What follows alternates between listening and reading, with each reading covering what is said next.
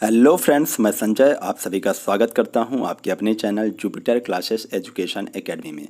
तो दोस्तों, जैसा कि हमने पिछले वीडियो में जुलाई महीने के इम्पॉर्टेंट डेज और उनसे रिलेटेड इम्पॉर्टेंट फैक्ट के बारे में जान लिया था, आज हम लोग बात करने वाले हैं अगस्त महीने के इम्पॉर्टेंट डेज और उससे रिलेटेड ऐसे फैक्ट जो कि हमारे एग्ज़ाम के हिसाब से बहुत महत्वपूर्ण होने वाले हैं। ठीक है, मैं आप लोगों को बता देना चाहता हूँ।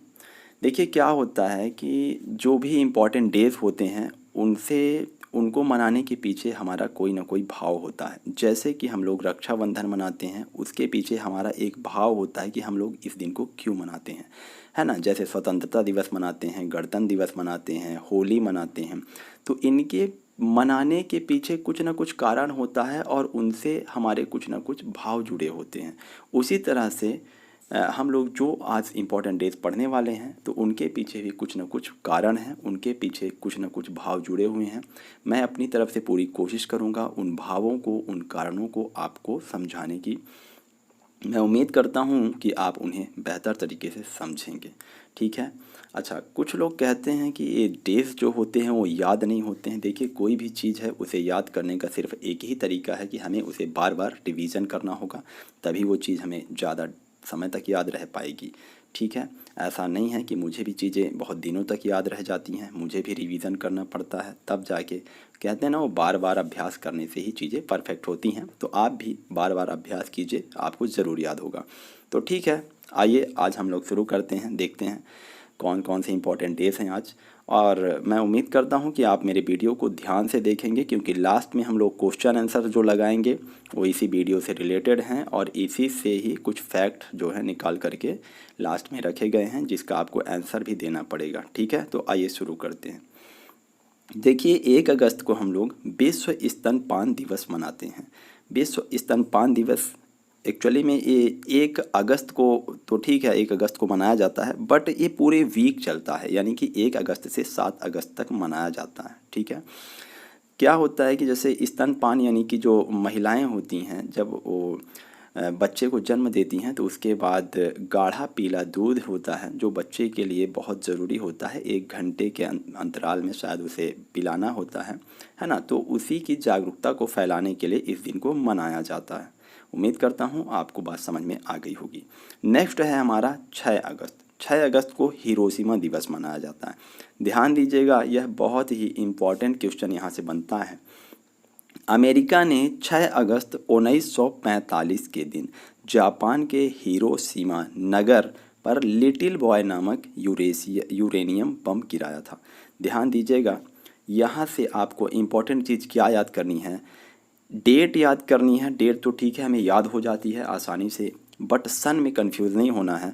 6 अगस्त 1945 के दिन पहली चीज़ ये हो गई। दूसरी, लिटिल बॉय नामक यूरेनियम बम गिराया गया था। ओके, कंफ्यूज नहीं होना है, क्योंकि अभी 9 अगस्त को भी हम लोग कुछ पढ़ने वाले हैं जो कि कंफ्यूज किया हो सकते हैं हम लोग। चलिए देखिए, 7 अगस्त को राष्ट्रीय हथकरघा दिवस यानी कि नेशनल हैंडलूम डे मनाते हैं। ठीक है, और इसकी शुरुआत 2015 से हुई थी। हथकरघा दिवस, इससे क्या मतलब हुआ, तो यह क्या होता है कि जो चीज़ें हाथ के द्वारा बनाई जाती हैं, है ना, जैसे जुलाहा लोग होते हैं या अधिकांश चीज़ें जो होती हैं बांस से जो चीज़ें बनाई जाती हैं, उसे बढ़ावा देने के लिए, उन्हें लोगों के प्रति जागरूक करने के लिए, जिससे उनका भी व्यापार ठीक से चले, लोग उनकी भी चीज़ों को खरीदें, है ना। क्योंकि आजकल अधिकांश लोग मशीनों से बनी हुई चीज़ों को ज़्यादा खरीदते हैं, ज़्यादा पसंद करते हैं, क्योंकि उनमें आकर्षण होता है। पर हमें इनके भी व्यापार को बढ़ावा देने के लिए सरकार ने इस दिन को मनाने का निर्णय लिया था। ठीक है, चलिए नेक्स्ट बात करते हैं 9 अगस्त। देखिए, 9 अगस्त को नागासाकी दिवस के रूप में हम लोग मनाते हैं। नागासाकी भी जापान का एक आइलैंड था, जहां 9 अगस्त यानी कि, ध्यान दीजिए मैंने क्या बोला, कि 6 अगस्त को हम लोग हिरोशिमा दिवस मनाते हैं और 9 अगस्त यानी कि 6 अगस्त के 3 दिन बाद ही जापान पर अमेरिका ने दूसरा बम गिराया था, जिसका नाम था फैट मैन। ठीक है, ये भी 9 अगस्त 1945 को ही गिराया गया था। ठीक है, अब देखिए यहाँ पे फैट मैन और लिटिल बॉय इसमें कन्फ्यूजन होता है, तो इसे याद करने के लिए आप लोग सिंपल सा तरीका अपना सकते हैं। वो तरीका क्या होगा, 6 छोटा होता है तो लिटिल बॉय और 9 बड़ा होता है तो फैट मैन। ठीक है, क्योंकि यहाँ से क्वेश्चन कैसे बनेगा कि भाई हिरोशिमा में मतलब कौन सा बम गिराया गया था, तो आपको बताना पड़ेगा ना, लिटिल बॉय गिराया गया था। और 9 अगस्त यानी कि नागासाकी में कौन सा बम गिराया गया था, तो फैट मैन गिराया गया था। ओके, मैं उम्मीद करता हूँ आपको बात समझ में आ गई होगी। आइए नेक्स्ट बात करते हैं। देखिए नेक्स्ट है हमारा 8 अगस्त। 8 अगस्त को भारत छोड़ो आंदोलन मनाया जाता है। अब देखिए मैं उम्मीद करता हूँ यहाँ से आपको कुछ ना कुछ नया सीखने को ज़रूर मिलेगा, क्योंकि आज तक हम लोग इस चीज़ में कंफ्यूज रहे हैं कि जो भारत छोड़ो नारा था ये किसने दिया था। मैं समझ पा रहा हूँ आप भी जो सोचते होंगे कि यह नारा महात्मा गांधी जी ने दिया था, लेकिन ऐसा नहीं है। अब आप समझिए कि इसकी पीछे की कहानी क्या है। देखिए क्या है, अगस्त 1942 यानी कि 8 अगस्त 1942 में गांधी जी ने मुंबई, पुराना नाम इसका बम्बई, आज का मुंबई है, तो मुंबई में अखिल भारतीय कांग्रेस समिति के सत्र में भारत छोड़ो आंदोलन की शुरुआत की। ठीक है ना, मैंने क्या बोला, महात्मा गांधी जी ने भारत छोड़ो आंदोलन की शुरुआत की थी। ठीक है, अब देखिए आगे, यूसुफ मेहरली ही वह शख्स थे जिन्होंने क्विट इंडिया यानी कि भारत छोड़ो का नारा दिया था, जिसे गांधी जी ने 1942 में भारत की आज़ादी के लिए छेड़े गए सबसे बड़े आंदोलन के लिए अपनाया था। मैं उम्मीद करता हूँ आपको बात समझ में आ गई होगी। चलिए मैं एक बार फिर से समझा देता हूँ। यानी कि इसका अर्थ ये हुआ कि यदि आपसे एग्ज़ाम में पूछा गया कि भारत छोड़ो आंदोलन का नारा किसने दिया था, तो आप इसका आंसर देंगे यूसुफ मेहरली ने दिया था।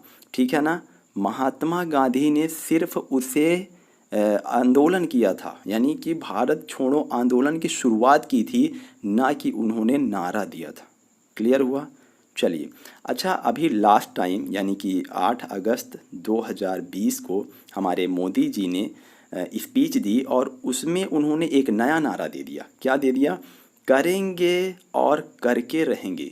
ठीक है, हो सकता है एग्ज़ाम में पूछ ले, इसलिए मैंने इसे अपडेट कर दिया है। करेंगे और करके रहेंगे का नारा किसने दिया, तो प्रधानमंत्री जी ने दे दिया है। ठीक है, हमारे जीवन में भी ये लागू होता है, कोई भी काम अगर हम ठान लेंगे तो करेंगे और करके रहेंगे तो बढ़िया है। चलिए नेक्स्ट बात करते हैं 10 अगस्त।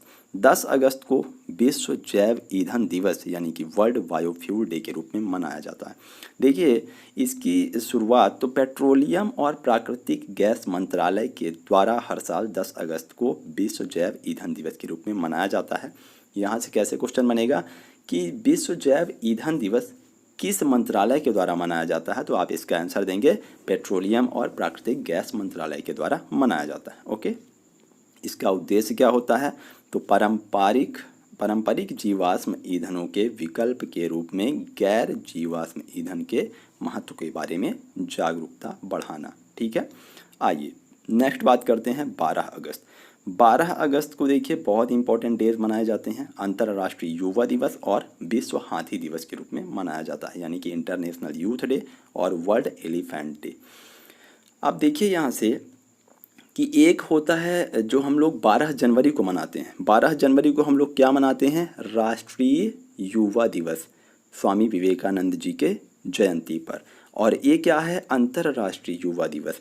राष्ट्रीय युवा दिवस यानी कि नेशनल यूथ डे, मतलब कि हमारे भारत में मनाया जाएगा। नेशनल का मतलब भारत में मनाया जाएगा और इंटरनेशनल का मतलब कि मतलब कई देश मनाते हैं। ठीक है ना, यानी कई देशों में इस दिन को मनाया जाता है।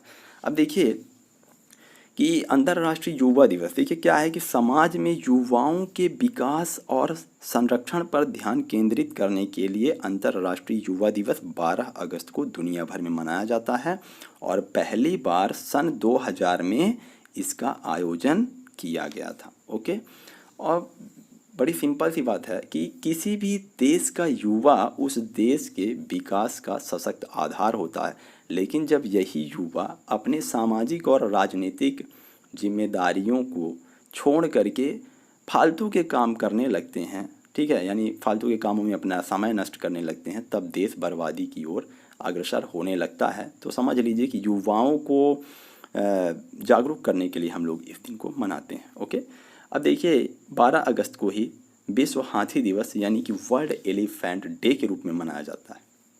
ठीक है, इसके बारे में हम लोग थोड़ा सा जान लेते हैं। हाल ही में अभी आपने सुना होगा, कुछ महीनों पहले की घटना है कि केरल में हाथी थी एक जो कि प्रेग्नेंट थी। वो एक गांव में घूमने गई हुई थी, तो वहाँ पे किसी ने कुछ पटाखे वगैरह फल में मिला के खिला दिए थे और उसकी बहुत ही दर्दनाक मृत्यु हो गई थी। और यह काफ़ी चर्चा का विषय रहा पूरे देश में, जो कि बहुत गलत किया लोगों ने। ठीक है ना।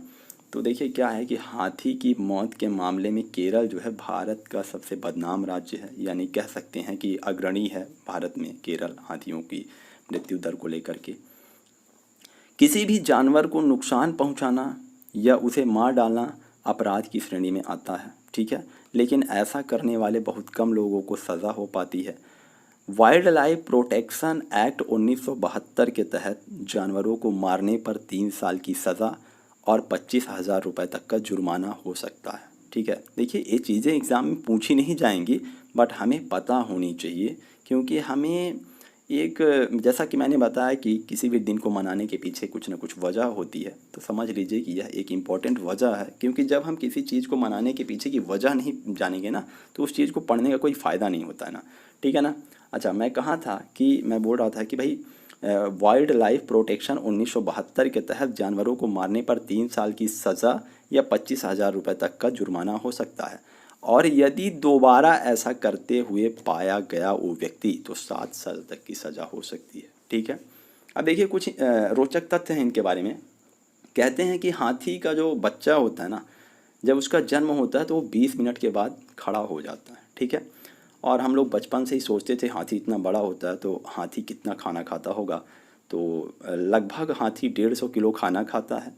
ठीक है। और इसका वजन कितना होता होगा, हम लोग ऐसा भी सोचते थे बचपन में, भाई इतना बड़ा शरीर है तो इसका वजन कितना होता होगा। तो इसका वजन होता है 5,000 किलो लगभग। ठीक है ना, मतलब एक औसतन जो वजन कहते हैं कि अधिकतम 5,000 किलो तक का हाथी हो सकता है। ठीक है। चलिए नेक्स्ट बात करते हैं 13 अगस्त। 13 अगस्त को अंगदान दिवस यानी कि वर्ल्ड ऑर्गन डोनेट डे के रूप में मनाया जाता है। देखिए इस दिवस का मुख्य उद्देश्य क्या है कि लोगों के जीवन के लिए, मतलब उनके जीवन को बचाने के लिए, जैसे क्या होता है कोई भी व्यक्ति जब किसी की मृत्यु हो जाती है तो वह अपने स्वस्थ अंगों को दान कर सकता है, जिससे वह दूसरे व्यक्ति के काम में आ सके। ठीक है, तो इसका मुख्य उद्देश्य यह है। चलिए नेक्स्ट बात करते हैं 15 अगस्त यानी कि भारतीय स्वतंत्रता दिवस। 15 अगस्त को भारतीय स्वतंत्रता दिवस इंडियन इंडिपेंडेंस डे के रूप में मनाते हैं। ये तो हम बचपन से ही पढ़ते आ रहे हैं। हालांकि एग्ज़ाम में एक क्वेश्चन नहीं पूछा जाता है कि स्वतंत्रता दिवस कब मनाया जाता है, लेकिन इससे जुड़े हुए कुछ तथ्य हैं जो कि आपको पता होने चाहिए। देखिए जो हमारा ध्वज है, राष्ट्रीय ध्वज है, उसकी लंबाई और चौड़ाई का अनुपात कितना है, तो 3:2 होता है। एग्ज़ाम में क्वेश्चन आता है कभी कभी कि झंडे का अनुपात बताइए, तो आपको इसका आंसर देना है 3:2। ओके।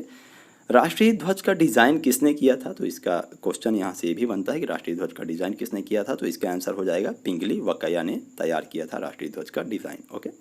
चलिए अब देखिए यहाँ पे कि सुप्रीम कोर्ट ने 2002 में संविधान के अनुच्छेद 19(1)(a), ध्यान दीजिएगा ये आपको पूरा याद करना पड़ेगा, अनुच्छेद 19(1)(a) के तहत ध्वज फहराने के अधिकार को मौलिक अधिकार के रूप में घोषित किया था। ठीक है, यानी कि ध्वज जो है हर व्यक्ति फहरा सकता है अपने जो भी जहाँ है, ऑफिस में या मॉल में, जो भी अपनी इच्छा अनुसार फहरा सकता है। कोई ऐसी पाबंदी नहीं है कि सिर्फ इन्हीं स्थानों पर ध्वज फहराया जाएगा। ठीक है। चलिए नेक्स्ट बात करते हैं 19 अगस्त। 19 अगस्त को विश्व मानवतावादी दिवस और विश्व फोटोग्राफी दिवस यानी कि वर्ल्ड ह्यूमैनिटेरियन डे और वर्ल्ड फोटोग्राफी डे के रूप में मनाया जाता है।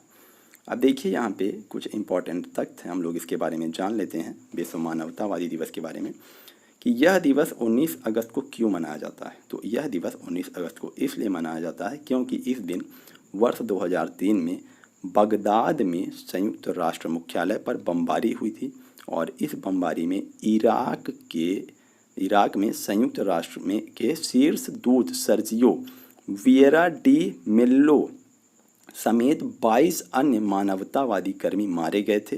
ठीक है, और इस दिन को मनाने का उद्देश्य क्या होता है कि संयुक्त राष्ट्र इस दिन को मानवता की सेवा करते हुए बलिदान हो जाने वाले लोगों की साहसिक कार्यों को याद करने के रूप में घोषित किया गया था। ठीक है, अब देखिए इसी दिन को यानी कि 19 अगस्त को ही विश्व फोटोग्राफी दिवस मनाया जाता है। तो विश्व फोटोग्राफी दिवस जो कि आज की डेट में हर युवा का या हर व्यक्ति ही इसके बिना तो शायद रह ही नहीं सकता।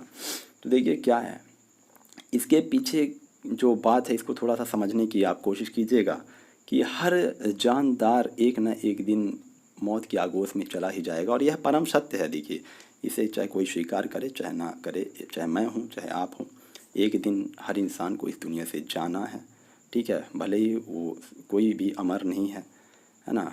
तो हर इंसान चाहे वह कितने भी पैसे वाला हो, कितना भी शक्तिशाली हो, कितना भी बलवान हो, कितना भी कमज़ोर हो, कितना भी प्रसिद्ध हो, कितना भी नामी हो, सबके साथ ऐसा होना है।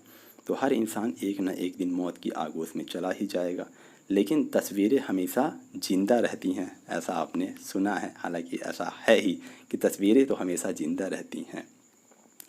कहते हैं कि किसी पल को अमर करना हो तो उसे तस्वीरों में कैद कर लो। सही है भाई, किसी पल को अगर कैद करना है तो उसे तस्वीरों, किसी पल को अगर अमर करना है तो उसे तस्वीरों में कैद कर लो।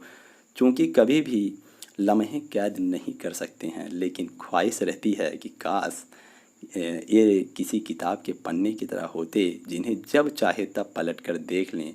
और इंसान की इन्हीं इच्छाओं को आकार देने के लिए फ़ोटोग्राफी एक वरदान के रूप में देखा गया है। ठीक है, तो ये है इस फोटोग्राफी का महत्व जो कि बहुत इम्पॉर्टेंट है। ठीक है, तो चलिए नेक्स्ट बात करते हैं 20 अगस्त। 20 अगस्त को सद्भावना दिवस के रूप में मनाया जाता है। यदि आपने मेरा पिछला वीडियो देखा होगा जिसमें मैंने आपको बताया था मई महीने की 21 तारीख को आतंकवादी विरोधी दिवस के रूप में मनाया जाता था। ठीक है, क्योंकि आप कंफ्यूज मत होइएगा, क्योंकि देखिए मैंने आपको क्या बताया था कि आतंकवादी विरोधी दिवस क्यों मनाया जाता है 21 मई को, कि उस टाइम पे पूर्व प्रधानमंत्री राजीव गांधी जी तमिलनाडु में गए हुए थे। ठीक है, और उनकी हत्या कर दी गई थी कुछ आतंकवादी संगठनों के द्वारा। तो 21 मई को उनकी हत्या हुई थी, इसलिए हम लोग उस दिन को आतंकवादी विरोधी दिवस के रूप में मनाते हैं। लेकिन यहाँ पे 20 अगस्त को सद्भावना दिवस के रूप में मनाते हैं, क्योंकि पूर्व प्रधानमंत्री राजीव गांधी के जन्म दिवस को सद्भावना दिवस के रूप में हर साल मनाया जाता है। और सद्भावना का मतलब क्या होता है कि एक दूसरे के प्रति अच्छी भावना रखना। ठीक है, मैं उम्मीद करता हूँ बात आपको समझ में आ गई होगी। चलिए नेक्स्ट बात करते हैं 21 अगस्त। 21 अगस्त को विश्व वरिष्ठ नागरिक दिवस यानी कि वर्ल्ड सीनियर सिटीजन डे के रूप में मनाया जाता है। इसका उद्देश्य क्या होता है? तो इसका उद्देश्य वरिष्ठ नागरिकों की परिस्थिति के बारे में जागरूकता उत्पन्न करना तथा उनकी सहायता करना होता है। ठीक है, अब देखिए क्या है कि विश्व में इस दिवस को मनाने के अलग अलग तरीके हो सकते हैं, परंतु सभी का मुख्य उद्देश्य यही होता है कि वे अपने बुजुर्गों के योगदान को ना भूलें और उनको अकेलेपन की कमी को महसूस न होने दें।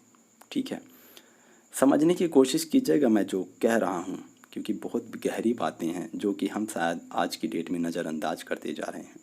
हमारे भारत में बुज़ुर्गों को भगवान का दर्जा दिया गया है। ठीक है ना, हमारे भारत में बुज़ुर्गों को भगवान के रूप में मानते हैं। इतिहास में ऐसे अनेकों उदाहरण हैं, जैसे कि आप राम का उदाहरण ले सकते हैं। उनके पिता ने सिर्फ एक बार कहा और वो पिता की आज्ञा का पालन करने के लिए जंगलों में भटकते रहे 14 साल तक। ठीक है, हालांकि वो भी अगर चाहते तो विरोध कर सकते थे पिता का, लेकिन उन्होंने ऐसा नहीं किया। दूसरा एग्जाम्पल आप ले सकते हैं श्रवण कुमार का, है ना, जिन्हें मात्र पिता भक्त श्रवण कुमार कहा जाता है। उन्होंने अपने अंधे माता पिता को कावड़ में बैठा करके 4 धाम की यात्रा कराई थी। ज़रा सोचिए कि आज जो आधुनिक युग है, तो फिर क्यों आधुनिक समाज में वृद्ध माता पिता और उनकी संतानों के बीच दूरियां बढ़ती जा रही हैं? यह एक सोचने का विषय है ना। आज का जो वृद्ध समाज है ना, आज का जो वृद्ध लोग हैं वो समाज और परिवार से कटे कटे रहते हैं, मतलब अलग रहते हैं। ये बात शायद आपको अपने घरों में या अपने आस पड़ोस में देखने को मिल जाती होगी। तो इस पर भी सोचने की बातें हैं। ज़रा सोचिए कि जीवन का विषाद अनुभव होने के बावजूद भी, यानी कि जो हमारे बुजुर्ग हैं उन्हें पूरे जो उनकी उम्र है तो उनकी उम्र का कितना सारा अनुभव है, लेकिन फिर भी ना तो कोई उनकी राय को लेना चाहता है और ना ही कोई उनकी राय को महत्व देता है, यानी हल्के में ले लेते हैं लोग उनकी राय को। खैर, मैं उम्मीद करता हूँ कि आप लोग ऐसा नहीं करेंगे, क्योंकि हमें एक बेहतर मानसिकता का विकास करना है। ठीक है, चलिए नेक्स्ट बात करते हैं 29 अगस्त। 29 अगस्त को हम लोग क्या करते हैं, राष्ट्रीय खेल दिवस यानी कि नेशनल स्पोर्ट डे के रूप में मनाते हैं। हॉकी के जादूगर कहे जाने वाले महान खिलाड़ी मेजर ध्यानचंद जी की जयंती को इस दिन सेलिब्रेट किया जाता है। और ध्यानचंद जी ने भारत में ओलंपिक खेल में स्वर्ण पदक दिलवाया था और अंतर्राष्ट्रीय स्तर पर भारतीय हॉकी को पहचान दिलाई थी। इनके बारे में एक कहानी ये प्रसिद्ध है कि हिटलर इनके टाइम पे हुआ करता था और हिटलर ने इन्हें कहा कि तुम्हारे देश ने तुम्हारे लिए किया ही क्या है आज तक, तुम हमारे देश की तरफ से खेलो, हम तुम्हें अपने देश का सर्वोच्च पद दे देंगे, और भी काफ़ी कुछ लालच दिया इनको हिटलर ने। लेकिन इन्होंने एक बहुत गहरी लाइन बोली जो कि हमें भी अपने जीवन में उतारना चाहिए। इन्होंने बड़ी सरल भाषा में इतना कहा कि मेरे देश की जिम्मेदारी नहीं है वो मुझे कुछ दे, या मेरे देश की जिम्मेदारी नहीं है कि वो मुझे आगे बढ़ाए, मेरी जिम्मेदारी है कि मैं अपने देश को आगे बढ़ाऊं। और आज अगर वीडियो की स्टार्टिंग में आपने ध्यान दिया होगा तो हमारी मोटिवेशनल लाइन यही थी, इसीलिए मैंने यही रखी थी। चलिए, तो हमारे इम्पॉर्टेंट डेज यहाँ से हो गए हैं कंप्लीट। आई थिंक इससे बाहर एग्ज़ाम में नहीं आएगा, यदि आप इतना पढ़ लेते हैं तो इस महीने से काफ़ी है। ठीक है, तो मैं उम्मीद करता हूँ आपने हमारे वीडियो को ठीक से देखा होगा और चीज़ों को याद करते हुए आए होंगे, क्योंकि अब हम लोग करने वाले हैं क्वेश्चन। तो आइए शुरू करते हैं। अब आपको बताना है, तो चलिए रेडी हो जाइए आप लोग इसके आंसर देने के लिए। ठीक है, तो बताइए आप लोग कि विश्व जैव ईंधन दिवस कब मनाया जाता है। मैं आपको थोड़ा सा समय दूंगा, ठीक है ना। विश्व जैव ईंधन दिवस कब मनाया जाता है, चलिए जल्दी से आपको बताना है इसका आंसर कमेंट में। ठीक है, कमेंट में आपको इसका आंसर बताना है, फास्ट बताइएगा। तो विश्व जैव ईंधन दिवस कब मनाया जाता है, 10 अगस्त को मनाया जाता है, यानी इसका राइट आंसर हो जाएगा ये। ठीक है ना, सी नंबर। ओके, चलिए नेक्स्ट बात करते हैं। ध्यान से समझिएगा क्वेश्चन को, क्योंकि क्वेश्चन की लैंग्वेज भी हमें कभी कभी एग्जाम में कंफ्यूज कर दिया। ठीक है, तो बताइए भारत के वर्तमान राष्ट्रीय ध्वज का डिज़ाइन किसने तैयार किया था। ऑप्शन है आपके सचिंद्र प्रसाद बोस, सुकुमार मित्र, पिंगली वकैया या सरोजनी नायडू ने। तो जल्दी से बताना है आपको। तो मैंने आपको इसका आंसर बताया हुआ है वीडियो में, तो इसका राइट आंसर हो जाएगा पिंगली वकैया। ओके, चलिए नेक्स्ट बात करते हैं। हमारा ये लीजिए आ गया, इम्पॉर्टेंट क्वेश्चन है अभी कि सुप्रीम कोर्ट ने किस अनुच्छेद के तहत ध्वज फहराने के अधिकार को मौलिक अधिकार के रूप में घोषित किया था। चलिए जल्दी से इसका आंसर देना है आपको, कमेंट में जल्दी सभी लोग इसका आंसर दें। यदि आपने वीडियो को ठीक से देखा होगा तो ज़रूर ये आपसे बन जाएगा। तो इसका राइट आंसर क्या होगा दोस्तों, इसका राइट आंसर हो जाएगा अनुच्छेद 19(1). ठीक है ना, अनुच्छेद 19 फर्स्ट है। चलिए नेक्स्ट है हमारा हिरोशिमा दिवस कब मनाया जाता है। चलिए जल्दी से इसको बताइए, हिरोशिमा दिवस कब मनाया जाता है। मैंने आपको बताया था। ठीक है, तो हिरोशिमा दिवस कब मनाया जाता है दोस्तों, 6 अगस्त को मनाया जाता है। इसमें सन भी ज़रूर याद कर लीजिएगा आप लोग। चलिए नेक्स्ट बात करते हैं, 12 अगस्त को किस रूप में मनाया जाता है। देखिए क्वेश्चन में जो लैंग्वेज होती है ना, कभी कभी वो भी कंफ्यूज कर देती है। तो 12 अगस्त को किस रूप में मनाया जाता है, जल्दी से आपको बताना है। ऑप्शन है आपके नागासाकी डे के रूप में, अंतर्राष्ट्रीय युवा दिवस के रूप में, विश्व जूनोसिस डे के रूप में, और कनाडा दिवस। तो इसका राइट आंसर क्या हो जाएगा, अंतर्राष्ट्रीय युवा दिवस के रूप में मनाया जाता है 12 अगस्त को। ठीक है, चलिए नेक्स्ट बात करते हैं। अमेरिका ने किस तारीख को जापान पर फैट मैन नामक बम गिराया था। देखिए यहाँ पे कितने सटीक ऑप्शन दिए हुए हैं। 7 अगस्त 1940, 8 अगस्त 1942, 9 अगस्त 1943 या 9 अगस्त 1945। तो आपको इसका राइट आंसर बताना है। इसका राइट आंसर क्या हो जाएगा, 9 अगस्त 1940। अब देखिए 43 और 45 में कन्फ्यूजन हो सकता है, तो इसका राइट आंसर हो जाएगा 1945। ठीक है, आइए नेक्स्ट बात करते हैं, राष्ट्रीय खेल दिवस किसके सम्मान में मनाया जाता है। तो जल्दी से बताना है आपको, राष्ट्रीय खेल दिवस किसके सम्मान में मनाया जाता है। तो ध्यानचंद्र जी के सम्मान में मनाया जाता है, या कपिल देव, या धनराज पिल्ले, या कोथाजीत सिंह। तो इसका राइट आंसर हो जाएगा दोस्तों ध्यानचंद्र जी की याद में मनाया जाता है। चलिए नेक्स्ट बात करते हैं, भारत छोड़ो आंदोलन कब शुरू किया गया था। चलिए इसमें देखिए कितने सटीक ऑप्शन दिए हुए हैं, अगस्त 1940, अगस्त 1941, अगस्त 1942, या अगस्त 1943। तो आपको इसका राइट आंसर बताना है, जल्दी से बताइए कमेंट में। तो इसका राइट आंसर क्या हो जाएगा, अगस्त 1942। इसीलिए मैं कहता हूँ चीज़ों को बिल्कुल सटीक तरीके से पढ़िए जिससे कन्फ्यूज़न ना हो। चलिए जल्दी से अब आपको बताना है, हमारा लास्ट क्वेश्चन है। लास्ट क्वेश्चन में है कि विश्व फोटोग्राफी दिवस कब मनाया जाता है, 16 अगस्त, 17 अगस्त, 18 अगस्त, या 19 अगस्त को। जल्दी से बताइए। तो कब मनाया जाता है हमारा विश्व फोटोग्राफी दिवस, तो ये मनाया जाता है 19 अगस्त को।